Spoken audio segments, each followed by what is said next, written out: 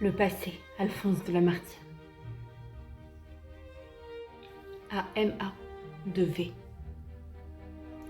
Arrêtons-nous sur la colline, à l'heure où, partageant les jours, l'astre du matin qui décline semble précipiter son cours. En avançant dans sa carrière, plus faible, il rejette en arrière l'ombre terrestre qui le suit. Et de l'horizon qu'il colore, une moitié le voit encore. C'est l'heure où, sous l'ombre inclinée, le laboureur dans le vallon suspend un moment sa journée et s'assied au bord du sillon. C'est l'heure où, près de la fontaine, le voyageur reprend haleine après sa course du matin. Et c'est l'heure où l'âme qui pense qu'il abandonne en ce chemin.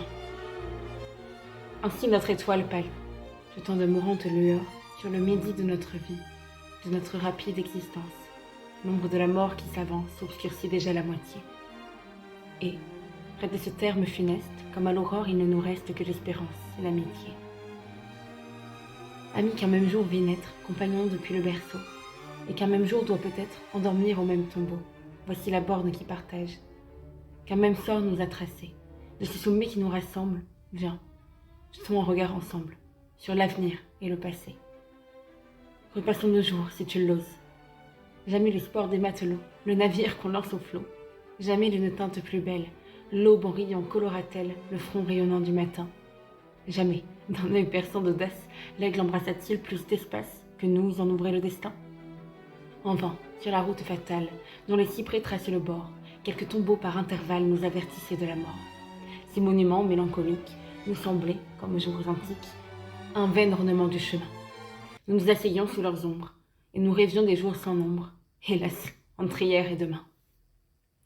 Combien de fois près du rivage, où Nésida dort sur les mers, la beauté crédule ou volage accourut à nos doux concerts.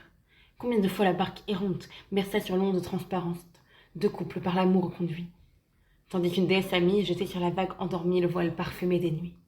Combien de fois, dans le délire qui succédait à nos festins, aux sons antiques de la lyre, j'évoquais des songes divins, au parfum des roses mourantes, aux vapeurs des coupes fumantes, ils vaudaient à nous, tour à tour, et sur leurs ailes nuancées, dans les dédales de l'amour.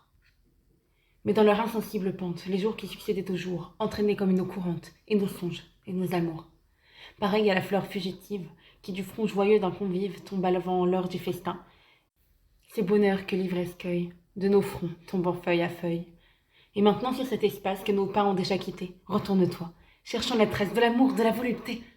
Enfoulons la rive fanée, remontons le cours des années, tandis qu'un souvenir glacé comme l'astre adouci des ombres éclaire encore de teintes sombres la scène vide du passé. Ici, sur la scène du monde, se leva ton premier soleil. Regarde, quelle nuit profonde a remplacé ce jour vermeil. Tout, sous les yeux, semblait sourire. La feuille, l'onde, le zéphyr murmuraient des accords charmants. Écoute, la feuille est flétrie, et les vents sur l'onde tarie rendent de sourds gémissements. Cette mer, au flot argenté, qui ne fait que bercer l'image, déborde dans son sein répété. Un nom chéri vole sur l'onde, mais pas une voix qui réponde que le flot grondant sur l'écueil. Malheureux, quel nom tu prononces?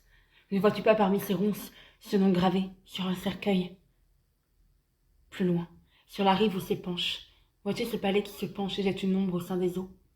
Là, sous une forme étrangère, un ange exilé de sa sphère d'un céleste amour t'enflamma. Pourquoi trembler? Quel bruit t'étonne? Ce n'est qu'une ombre qui frissonne au pas du mortel qu'elle aima. Hélas, partout où tu repasses, c'est le deuil, le vide ou la mort, et rien n'a germé sur nos traces que la douleur ou le remords. Voilà ce cœur où ta tendresse, s'il m'a des fruits que ta vieillesse, hélas, ne recueillera pas. Là, l'oubli perdit ta mémoire. Là, l'envie étouffa ta gloire. Là, ta vertu fit des ingrats. Là, l'illusion éclipsée s'enfuit sous un nuage obscur. Ici, l'espérance lassée replia ses ailes d'azur.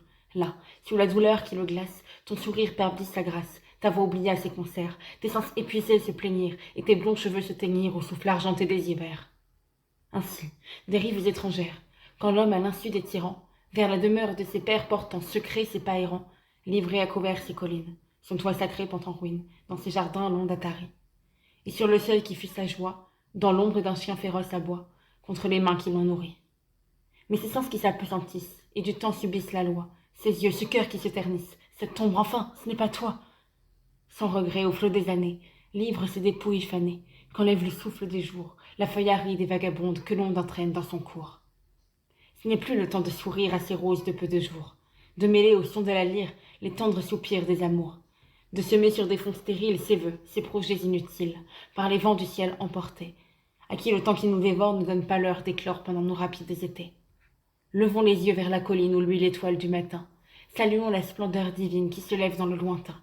Cette clarté pure et féconde, aux yeux de l'âme, éclaire un monde où la foi monte sans effort. D'un saint espoir ton cœur palpite. Ami, pour y voler plus vite, prenons les ailes de la mort. Enfin, dans ce désert aride, sous nos pas tout s'est effacé. Viens, où l'éternité réside, on retrouve jusqu'au passé. Là sont nos rêves pleins de charme, et nos adieux trempés de larmes, nos vœux et nos espoirs perdus. Là refleuriront nos jeunesses, et les objets de nos tristesses à nos regrets seront rendus. Ainsi, quand les vents de l'automne ont balayé l'ombre des bois, l'hirondelle agile abandonne la fête du palais des rois. Suivant le soleil dans sa course, elle remonte vers la source, d'où l'astre nous répand les jours.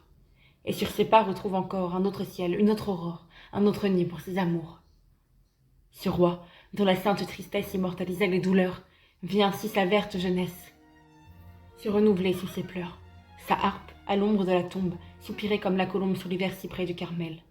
Et son cœur, qu'une lampe éclaire, résonnait comme un sanctuaire, où retentit l'hymne éternel.